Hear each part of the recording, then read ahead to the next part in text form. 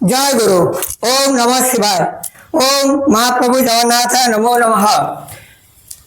আমার টিউশন পড়ার ছাত্রছাত্রীবৃন্দ, বিশেষ করে মানে প্রথম শ্রেণী থেকে পঞ্চম শ্রেণীর ছাত্রছাত্রীবৃন্দ, আমি তোমাদিগকে এই কয়েকদিন আগে বলেছিলাম যে আমি কিছুদিনের জন্য ভিডিও করা মানে বন্ধ রাখবো, বা মাসে একটি কি দুটি ভিডিও মাত্র তোমাদের জন্য তৈরি করে তোমাদের মোবাইলে বা তোমাদের অভিভাবকদের মোবাইলে ছেড়ে দেব। কিন্তু আজ আমার এই যে আমি যেসব মানে ছাত্রছাত্রীদিগকে বা প্রথম শ্রেণী থেকে পঞ্চম শ্রেণীর ছাত্রছাত্রীদিগকে টিউশন পড়াই, তারাই নাকি আজ আমার নিকট এসে রিকোয়েস্ট করতে লাগলো যে না স্যার, এই প্রথম বার্ষিক পরীক্ষার জন্য আমাদেরকে অবশ্যই তৈরি করে মানে করে নিতে হবে। কেননা আমরা তো এখানে মানে টিউশন পড়ি, কিন্তু বাড়িতে গিয়ে অনেক সময় পাবো, কেননা এই গরমের দিন বা এই মানে বসন্তকাল, এই সময়টা আমাদের প্রচুর পরিমাণে মানে হাতে থেকে যায়। তাহলে আমরা আপনার করে দেওয়া এই ভিডিওগুলো দেখে হয়তো আমরা অঙ্ক মানে শিখতে পারবো, বা আমরা তো আপনার নিকট মানে প্রায় অঙ্ক শিখে গেছি, বা আমাদের প্রায় মানে অর্ধেকটা বই হয়ে গেছে। তবু কিন্তু আপনি যেগুলো আমাদের এই প্রথম বার্ষিকী পরীক্ষার মধ্যে মানে পড়বে বা পড়ার চান্স আছে বা অবশ্যই পড়তে পারে, সেইগুলো আপনি আমাদের গুরুজনদের মোবাইলে মানে ভিডিও করে ছেড়ে দিন। আর সেই জন্যই আমি মানে তাদের কথা না কাটতে পেরে আমি তোমাদের এই পঞ্চম শ্রেণীর জন্য প্রথম আরেকটি মানে অঙ্কের ভিডিও করে আমি তোমাদের অভিভাবকদের মানে মোবাইলে ছেড়ে দেব। আর যে অঙ্কগুলো আজ আমি তিনটি অঙ্ক আমি করে দেখাবো এই ভিডিওর মধ্যে, এই তিনটি অঙ্কের মধ্যে অবশ্যই একটি কি দুটি এই প্রথম বার্ষিকী পরীক্ষায় পড়বে বা পড়তে বাধ্য।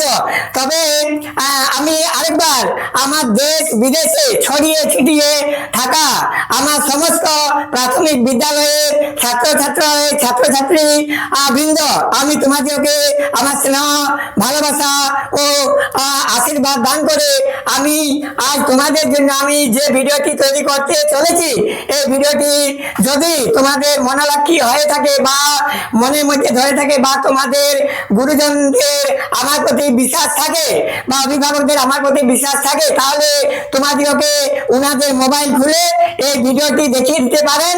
এবং প্রথম বার্ষিক পরীক্ষার পর তোমরা যে মানে আমার করে দেওয়া প্রতিটি বিষয়ে যে কোশ্চেন পত্র বা প্রশ্নপত্র, সেগুলো মানে করার পর যে তোমরা কত দূর পর্যন্ত সাফল্য লাভ করতে পারলে বা কত নম্বর পেলে, আর সেটা তোমরা মনে মনে মানে অভিভাবকদের নিকট হিসাব করে মানে ভেবে চিন্তা করে দেখে নেবে, আমাকে না বললেও চলবে। আর তবেই তোমরা হয়তো আমার প্রতি বিশ্বাস হবে, তখনই তোমরা ভিডিওটি দেখবে। তাহলে আজকে প্রথম অঙ্কটি হলো কি, এক ঘড়ি ব্যবসায়ী 526 টাকা দামে 52টি ঘড়ি কিনলেন। তাহলে আমাকে সর্বপ্রথম জানতে হবে যে ঘড়ি কতগুলো কিনেছেন, না 52টি। কত টাকা দিয়ে, না 526 টাকা। প্রতিটি ঘড়ি মানে এক একটি ঘড়ির দাম 526 টাকা। এইরকম হিসেবে 52টি ঘড়ি কিনলেন, প্রতিটি ঘড়ি 610 টাকা বিক্রি করলেন। তাহলে আমরা জানি যে কেনা রেট অপেক্ষা যদি আমরা বিক্রি রেটে বেশি রেটে বিক্রি করব, তবে আমাদের লাভ হবে।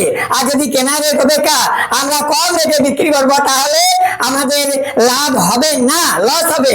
কিন্তু সেই হিসেবে আমরা যেহেতু বিজনেস করছি বা ব্যবসা করছি, তাহলে আমরা যে কোনো মানে ব্যবসা বা বিজনেস করি না কেন, যে কোনো জিনিসের মানে ব্যবসা করি না কেন, সেই জিনিসগুলো আমরা যত দামে নিয়ে আসবো, তার থেকে 1% বা 2% বা 3% অধিক বা বেশি দাম রেখে আমরা অবশ্যই বিক্রি করবো, তবেই তো আমরা লাভবান হব।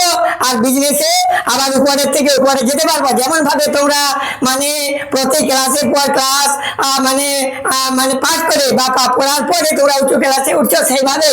তাহলে আমি তো জানো, আমি প্রতিটি ক্ষেত্রে আমি একটি করে উদাহরণ অবশ্যই দেবো। তাহলে এইভাবে হলো, তাহলে কটি ঘড়ি কিনলেন, এক একটি ঘড়ি কত কিনলেন, কত বিক্রি করলেন, না 610 টাকায় বিক্রি করলেন। তাহলে তিনি 52টি ঘড়ি কত টাকায় কিনলেন এবং বিক্রি করে তিনি কত টাকা পেলেন। তাছাড়া তিনি ওই ঘড়িগুলো বিক্রি করে কত টাকা লাভ পেয়েছিলেন। তাহলে এই অঙ্কের মধ্যে দেখো মার্কপেজ আছে, কিন্তু মার্কপেজ থাকলেও আমি তোমাদেরকে তোমাদিগকে সেই প্যাঁচ লাগানো মানে অঙ্কটা আমি অতি সহজভাবে আমি তোমাদিগকে করে দেখিয়ে দেবো। আর যাতে তোমরা পরীক্ষার হলে কোনো মতে ঘাবড়েবে না বা কোনো মতে তোমাদের হাত পা বা শরীর কাঁপবে না, তোমরা অক্লেশে অঙ্কটি মানে পরীক্ষার হলে মানে সমাধান করে চলে আসবে। তাহলে সর্বপ্রথম আমি হয়তো এইভাবে নিতে পারো, এইভাবে তোমরা সর্বপ্রথম দুইটি ভাগ করে নিতে পারো।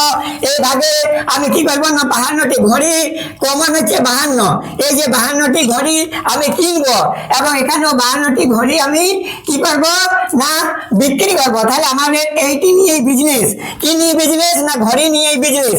তাহলে এটি আমরা প্রতিটি ঘড়ি কত দিয়ে কিনবো না দেখো প্রতিটি ঘড়ির দাম দেওয়া আছে, একটি ঘড়ির দাম কত দেওয়া আছে 526 টাকা দামে 5টি ঘড়ি কিনলেন। তাহলে 52 এই যে ঘড়ি এইগুলো হলো ঘড়ি। তাহলে এই ঘড়ি নিয়ে যেহেতু আমাদের অঙ্ক, তাহলে আমরা এইটি কমন রেখে আমরা কি করবো না 52 এইভাবে লিখবো যে 52 গুণিত কত 526 টাকা দামের মানে ব্যবসায়ী 526 টাকা দামের এতটি ঘড়ি কিনলেন। তাহলে কেনার দাম এখানে হচ্ছে কেনার দাম, এখানে লিখতে পারো কেনার দাম মানে ঘড়িটি না ঘড়িটা থেকে গেল, কেনার দাম লিখলেই হবে। কেনার দাম এইভাবে লিখবে, কেনার দাম 52 গণিত কত না 526 টাকা। দেখো এক ঘড়ি ব্যবসায়ী 526 টাকা দামে 526 টাকা, তাহলে 52 গণিত 526। আমি কি বলেছিলাম যে একটির দাম যদি 52 টাকা, একটির দাম যদি 100 টাকা হয়, দুটির দাম 100 গণিত 2, তিনটির দাম 100 গণিত 3, পাঁচটির দাম 100 গণিত 5, 100টির দাম 100 গণিত 100, হাজারটির দাম 100 গণিত 1000। তার মানে কি যত দাম একটি জিনিসের, তা ঘড়ি হোক যাই হোক না কেন, একটি জিনিসের যত দাম হবে আর যতগুলো জিনিস কিনতে পারবে অত ওই একটি জিনিসের দাম গণিত যতগুলো জিনিসের দাম মানে যতগুলো জিনিস কিনতে পারবে অত, তাহলে অত গুণ, তবে তো আমরা অঙ্কটির সমাধান করতে পারবো। তাহলে কেনার দাম হলো কিন্তু ঘড়ির কেনার দাম, এখানে লিখবে কেনার দাম 52 গণিত 526, রাতে করি নাও এমনি 526 গুণিত 52 রাতে করে নিতে পারো। 2 4 12 2, 2 4 12 2 হাতে থাকে 1 2 2 4 আর 1 5, এটা 2 আর 2 5 10। দেখো আরেকবার দেখি না 2 6 12 2 হাত থেকে 1 আর 2 2 4 আর 1 5 আর 2 5 10 হাতে ছিল না, কেননা 2 2 4 আর 1 5 এটা এক অঙ্কের সংখ্যা বলে হাতে ছিল না। তার 1052 টাকা সমান এটা 1052 টাকা। আমরা 1052 টাকা আমরা ওই যে গুণটা করলাম ওটা আমরা কেবলমাত্র রাফাই করব, এরকম ভাবে রাফাই করবো, ওটা মুছে দিলেও হবে, কেন অসুবিধা নেই। আর যদি এটা দেখাতে বলে তাহলে ডান দিকে রাফ করবে, আবার মানে এইরকম ডান দিকে আরেকটা রাফ করতে পারো, এইখানে রাফ বলে লিখতে পারো, এখানে গুণগুলো করে দেখাতে পারো। তাহলে এত টাকা, তাহলে কেনার দাম 52 গণিত 526 সমান 1052 টাকা। আরেকটা কথা হলো যে এখানে ঘড়ির কথা বলেছি, মানে সেখানে ঘড়ির কথা না থেকে অন্য কোনো জিনিস কেনার কথা বলতে পারে, এবং এই যে 526-এর পরিবর্তে হয়তো 620ও থাকতে পারে, 825ও থাকতে পারে। ওই সংখ্যাগুলো যদিও অদল বদল হয় বা অদল বদল হয়ে থাকে, তাহলে কিন্তু তোমরা কোনো মানে অন্য কোনো ভাবনা চিন্তা না করে ওই পথটা একই রেখে তোমরা অঙ্কটা করে যাবে। পথটা মানে কি সূত্রটা একই রেখে তোমরা এইভাবে অঙ্কটা করে দিবে, আর তাহলে অঙ্কটা ঠিকঠাক হয়ে যাবে। আর তার যতই বড় অঙ্ক হোক না কেন, কেননা আমরা কি বলি যে ছোটটাও মানুষ আর বড়রাও মানুষ, তাহলে যদি ছোটরাও মানুষ আর বড়রাও মানুষ, তাহলে ছোটটাও যেভাবে ছোট অঙ্কগুলো যেভাবে আমরা সমাধান করবো, বড় অঙ্কগুলো সেভাবে সমাধান করে যাব। তাহলে আমাদের এবার দেখো, এবার এখানে লিখবো যে বিক্রি প্রতিটি ঘড়ি, এখানে হচ্ছে কেনার দাম মানে প্রতিটি, এটা কেনার দাম মানে সব ঘড়িগুলো কেনার দাম। এবার এখানে বিক্রি দাম, বিক্রি এটা হলে কেনার দাম, এটা কিনেছে, আবার কি করেছে না প্রতিটি ঘড়ি বিক্রি করেছে।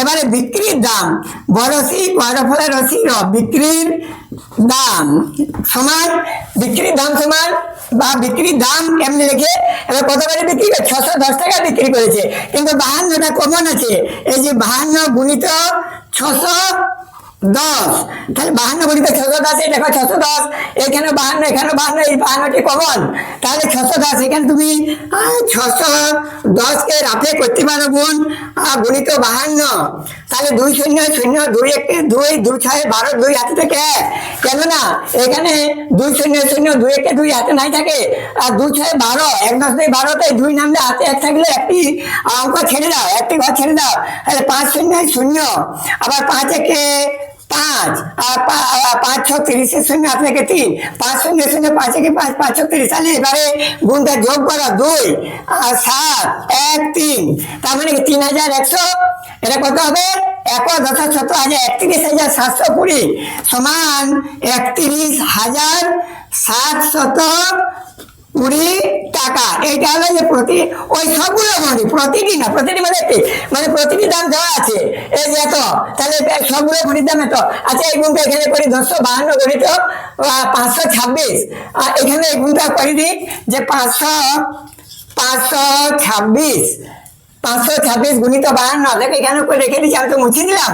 2 6 12 2 6 12 2 হাত থেকে 1 2 4 1 5 2 5 10, একটা ছেড়ে দাও, 5 30 শূন্য থেকে 3 5 10, আর 11 হাত থেকে 1 5 5 25 থেকে 26 6 থেকে 2, তাহলে ওখানে আমার কিছু ভুল গেছিল বোধহয়, আমি উল্টো পাল্টা লিখে দিয়েছিলাম 526 গুণিত 25, এটা আসলো এইভাবে গুণিত, এখানে গুণিত, তাহলে 2 5 2 6 2 6 12 হাত থেকে 2 4 5 2 5 10 শূন্য হাত থেকে 1, এবারে একটি ঘর ছেড়ে দিলাম 5 6 30 শূন্য থেকে 3 5 10 আর 5 6 30 শূন্য হাত থেকে 3, এবার 5 10 আর 3, এটা 13 হবে, 13 3 হাতে থাকে 1, আবার 5 5 25 আর 26, এবার 2 5 3 7 2 27,352, এখানে আমার ভুল গেছিল 27,352 হবে।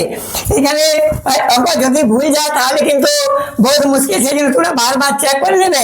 সমান 27,352, কেমন করে 1 10 শত হাজার, দুটো ঘর আমি একসঙ্গে ধরলাম, হাজার ধরলাম, 27,352, এটা হলো এটা হলো এইটা কিন্তু বিক্রি রেট, আর এটা হলো কেনার দাম, এটার পরে আবার কোথা ছিল কিন্তু আমি নিচে লিখে দিলাম, এটা কেনার দাম, এটা বিক্রি দাম, তাহলে সে তিনি কত টাকা, এই যে এইটা বিক্রি রেট, এখানে কি বলেছে যে তিনি বিক্রি করে কত টাকা পেয়েছেন, এটাই তিনি বিক্রি করে টাকা পেয়েছেন, বিক্রি রেট যেহেতু, অতএব তাহলে এমনি লিখবে, তাহলে তিনি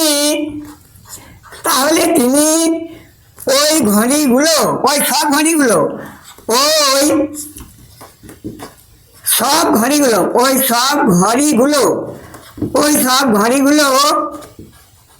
বিক্রি করে, ওই সব ঘড়িগুলো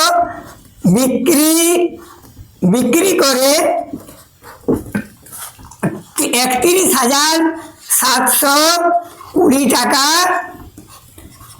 পেয়েছেন, এত টাকা পেয়েছেন, এই হলো একটা উত্তর। আবার কি বলেছে, তিনি মোট কত টাকা পেলেন, এত টাকা পেলেন বা পেলেন, এখানে পেলেন আছে, তাহলে আমরা পেলেন লিখবো, পেয়েছেন লিখবো নাই, পেলেন হলো। এবার দেখো তিনি ওই ঘড়িগুলো বিক্রি করে কত টাকা আবার লাভ পেলেন, তাহলে কত লাভ আমরা কি বলবো না, বিক্রি রেট বিযুক্ত কেনা রেট, যেখানে লাভ থাকবে আর যেখানে লস থাকবে সেখানে মানে কেনা রেট বিযুক্ত মানে বিক্রি রেট, তাহলে আমরা এইভাবে লিখতে পারবো। অতএব এইখানে দেখো আমি এইখানে আরেকটা উত্তর লিখছি, এইদিকে আরেকটা, মাঝে মাঝে আমি আরেকটা উত্তর লিখবো, এই মাঝে মাঝে আরেকটা লিখবো, এই একটি ঘর করলাম, এইখানে আমাদের মানে প্রকৃত উত্তরটা আমি এখানে লিখবো। অতএব বা অতএবটা এইভাবেও করতে পারো, অতএব যদি লাভ থাকে,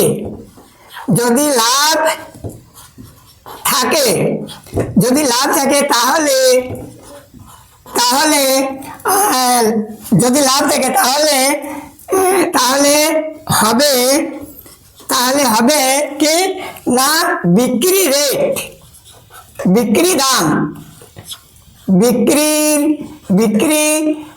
দাম বিযুক্ত কেনার দাম, বিক্রির দাম, বিক্রি বলেছে করপলার ছিল বিক্রির দাম বিযুক্ত কেনার দাম। তাহলে এখানে বিক্রির দাম কত? এখানে বিক্রির দাম কত না, আমাদের বিক্রির দাম আছে এইটা আর কেনার দাম আছে এটা। এটা বিক্রির দাম। এটা কি বলেছে যে বিক্রির দাম, এটা বিক্রির দাম এই যে 31,720 টাকা, 31,720 টাকা। আর কেনার দাম কত ছিল এইটা, মানে কেনার দাম কত এখানে, এই যে এইটা কেনার দাম 27,352, এটা কেনার দাম 27,352, 27,352। আবার একটা জিনিস বাচ্চা যদি কোনোখানে গুণ বা ভাগের ক্ষেত্রে ভুল হয়ে থাকে, সেটা ভুল ধরা যায় না, সেটা তোমরা সংশোধন করে নেবে, কিন্তু তোমরা ঠিক করবে। আমি যদি ভুল করি কোনো জায়গায়, মানে গুণটা মানে বাই চান্স করবো না, তো অনেক জায়গায় হয়ে যায়, তাহলে কিন্তু তোমরা গুণটা ঠিক সংশোধন করে, আমি ফর্মুলাটা ঠিক করে দিয়েছি, গুণটি সংশোধন করে নেবে। তাহলে এবারে এই বিয়োগটা করে দিলেই হবে। এই বিয়োগটা রাফে করবে, এইখানে এই বিয়োগটা রাফে করবে, একটা মুছে দিলাম, এটা মুছে দিলাম আমি, এই বিয়োগটা রাফে বা ওটাও থাকতো, আমি এখানেই করবো রাফে।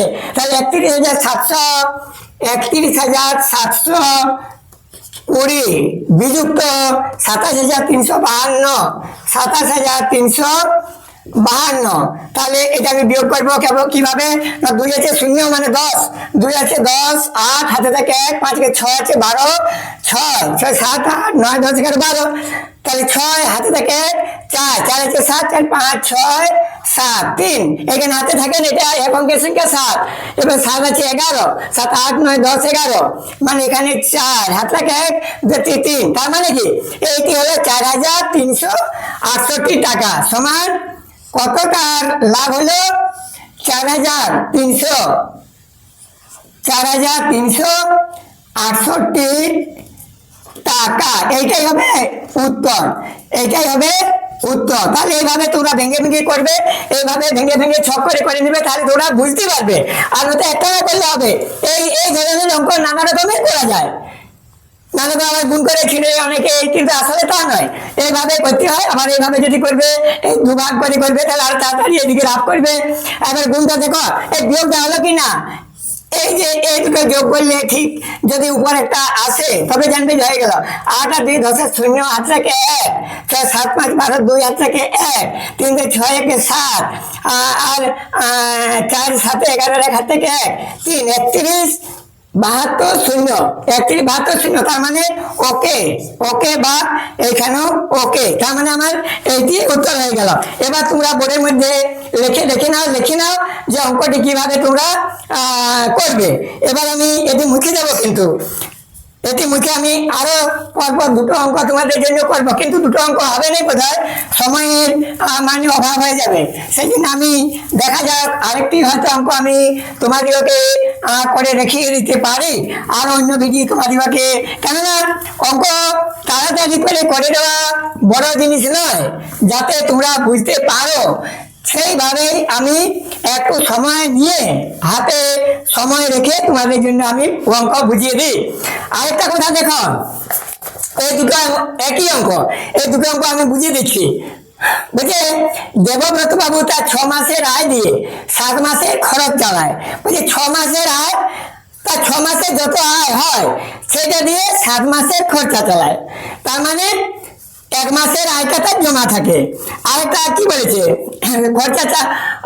বলছে খরচা চালায় বা চালান, তার মাসিক আয় মানে 1 মাসে তার আয়টা দেওয়া আছে 11,232 টাকা, তার 1 মাসে যদি 11,232 টাকা মানে আয় হয়, তাহলে 9 মাসের খরচা কত, তার মানে ওই 8 মাসের খরচাটাই তার 9 মাসের, এই 8 মাসের আয়টাই তার 9 মাসের খরচা। এই যে বলবে যে 8 মাসের আয় দিয়ে আমরা এখানে দেখো এইরকম করবে যে 1 মাসের, এই যে নয়টা আমি তো তাড়াতাড়ি করে দিচ্ছি, যে 8 মাসের আয় দিয়ে 9 মাসের খরচা চালায়, তাহলে 1 মাসের আয় সমান কত না, এইখানে লিখবে, লেখা আছে লিখে দিয়ে দিয়েছি, 1 মাসের আয় সমান 1 মাসের আয় সমান 11,232, 11,232 টাকা, এইটা 1 মাসের, এইটা 1 মাসের। তাহলে তিনি তিনি কি বলছে যে 9 মাসের খরচা চালান, কত মাসের আয় দিয়ে? 8 মাসের আয় দিয়ে 9 মাসের খরচা চালান। তাহলে 9 মাসের খরচা কত? তাহলে 9 মাসের খরচা কত না, আমরা জানি যে এরকম লিখবে, আমরা জানি আমরা জানি যে কার না, শ্যামল বাবু, শ্যামল বাবু না দেবব্রত বাবু। আমরা জানি যে দেবব্রত বাবুর দেবব্রত বাবুর 1 মাসের আয় সমান 11,232, 11,232। এই যে এই টাকাটা তার 1 মাসের এত টাকা, এটা আমরা জানি। তাহলে বলছে তার মাসিক আয় এত টাকা হলে 9 মাসের খরচা কত? তাহলে 9 মাসের খরচা হবে, 9 মাসের খরচা কত হবে? 9 মাসের খরচা না, বলছে 8 মাসের আয় দিয়ে 9 মাসের খরচা। তাহলে 8 হবে, এটা 9 দিয়ে কিন্তু গুণ করবে নাই। এই যে 9 মাসের খরচা চালায়, এটা একটু মাস হয়ে যাচ্ছে, এই 9 দিয়ে গুণ করবে না, এই 8 দিয়ে গুণ করবে। তাহলে তিনি যদি 8 মাসের আয় দিয়ে আয় দিয়ে 9 মাসের খরচা চালিয়ে থাকেন,